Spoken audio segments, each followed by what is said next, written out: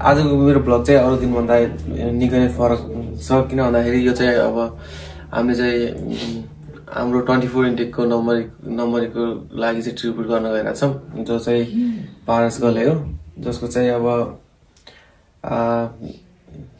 कस्तो अब कसरी भन्नु पर्दाखेरि चाहिँ अब एक एक्सिडेन्ट भएर चाहिँ नम्बर चाहिँ अहिले चाहिँ हामीसँग छैन त्यही भएर चाहिँ उसले चाहिँ अब डेडिकेट गरेर चाहिँ यो छोटो मिठो कविता चाहिँ के अरे प्रजल नम्बरले चाहिँ लेख्नु भएको छ त्यही भएर चाहिँ यो कविता चाहिँ हाम्रो अब के अरे पारस गलेकोलाई चाहिँ ट्रिब्युट गर्न चाहिँ उसले लेखेको छ।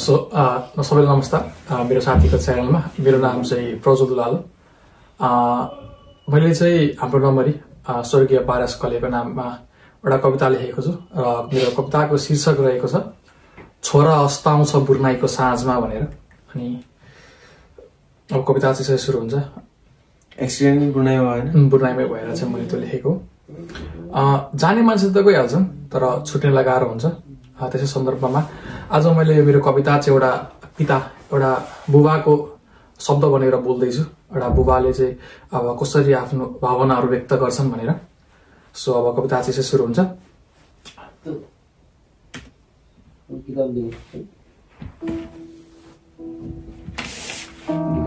सबेरै उठ्छु घाँस दाउरा गर्छु बारदलीमा छोराको भारी हेर्छु मेरो काँध दुखेर आउँछ बिहानको घाम झुल्किन पाउँदैन मेरो छोरा कुदेर आउँछ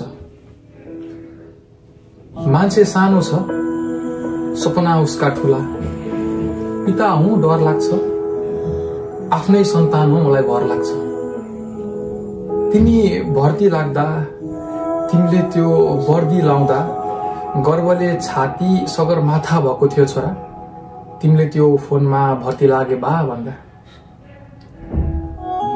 तिमीलाई भेट्ने दिन कुरिरहेछु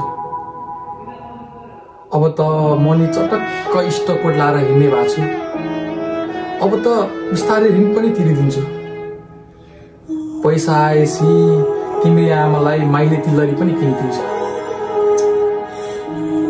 अब त छानु पनि टालिने हो अब त यत्तिकै नि यो जीवन पालिने हो अब त सानीले नि राम्रो भविष्य पाउने भई चिसो छ रे बेलायत छोरा आफ्नो ख्याल राख्नु है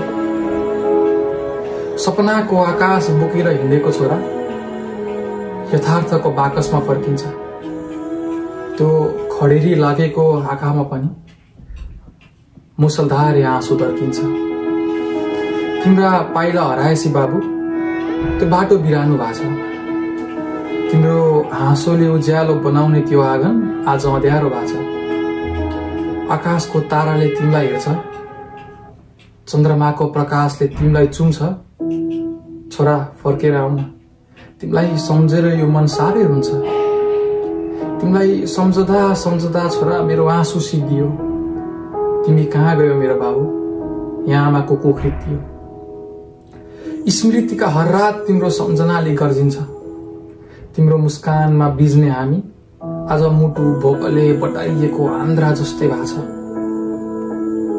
तिम्रो माया तिम्रो मुस्कान तिम्रो बानी तिम्रो मुहार सबै हामीसँगै छ छोरा केवल तिमी छैनौ तिमी गएपछि हामी नै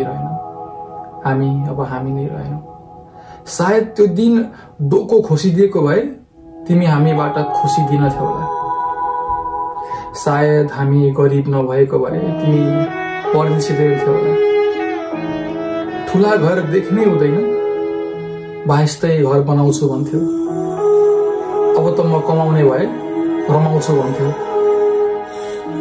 रमाउँदै छौ होला नि छोरा जहाँ भए पनि अलिक समय लाग्छ होला हामीलाई आउन गन्तव्य टाढा भए पनि अर्को जुनी यदि मान्छे भएर आउन पाए तिम्रो पिता भएर आउन पाऊँ यदि अर्को जुनी मान्छे भएर आउन पाए तिम्रो पिता भएर आउन पाऊँ जानु पर्दैन त्यति बेला कलिले उमेरमा परदेश छोरा गरिब नै हुँ तर साथमा एक छाक खाना खान पाऊँ गरिब नै हुँ तर साथमा एक छाक खाना खान पाऊँ धन्यवाद।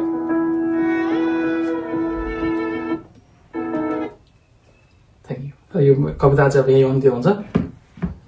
सो त्यही हो। पारससँग चाहिँ हामीले पहिलेबाट चाहिँ के अरे पोखरामा आउँदाखेरि पनि सँगै ट्रेनिङ गरेको थियौँ। एक्चुअली मैले भन्दा नि उसले चाहिँ मलाई चिन्छ किन उसको प्लटुनको हो। अनि यहाँ भर्ती लागेर आइसकेर पनि पछि सँगै परेको थियौँ एउटै प्लटुनमा, त्यहाँ 40 जनामा।